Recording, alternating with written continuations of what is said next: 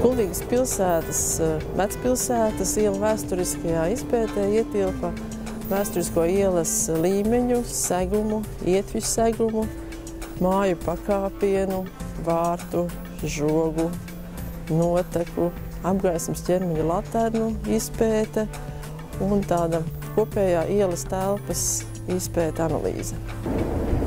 Kuldīgas vecpilsēta ir ievērojama Latvijas, mērogā ar to, ka lielā daļā vēsturisko ielu bija saglabājies arī vēsturiskais ielu segums, tas ir bruģis. Šī koncepcija ir vairāk kā vīzija, kā tālāk strādāt projektētājiem ar konkrētām ielām, ar konkrētiem ielu segumiem. Par ielu telpu mēs runājam tādēļ, ka tas ietver ne tikai ielu segumus un laukumu segumus, bet tas ietver arī apgaismojumus, stādījumus, atpūtas vietiņas, pilsētas detaļiekārtas. Viss šīs lietas bija nepieciešams kontekstuāli risināt. Izveidojās tāds konstruktīvs dialogs par ielu segumu, kuru autori piedāvāja apaļajā laukakmenī iesegt ielas, un iedzīvotāji vēlējās kompromisam gludāku segumu. Un šis kompromiss ir atrasts, tas ir tas pats laukakmenis, vienkārši šķeltā veidā ielās, kurās ir lielāka transporta noslodze, un apaļais laukakmenis ielās, kurās ir mazāka transporta noslodze.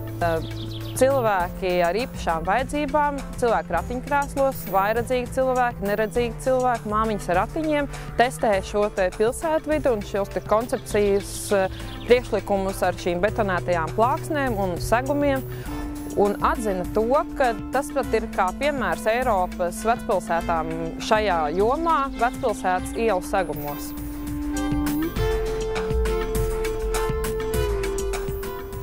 Ielai jābūt ne tikai funkcionāli labi kalpojošai, kas mūsuprāt ir izdevies šajā koncepcijā ar gludajām ietvēm, ar gludajiem segumiem, bet viņai jābūt arī arhitektoniski izteiksmīgam fonam vēsturiskajai apbūvei.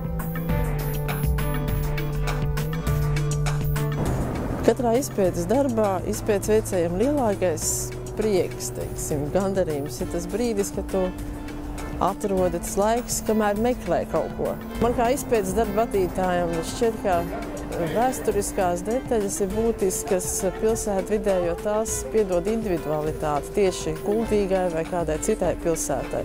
Līdz ar to arī šo lietu detaļu atjaunošana ir ļoti nozīmīga pilsētas tēlam un videi atpazīstamībai.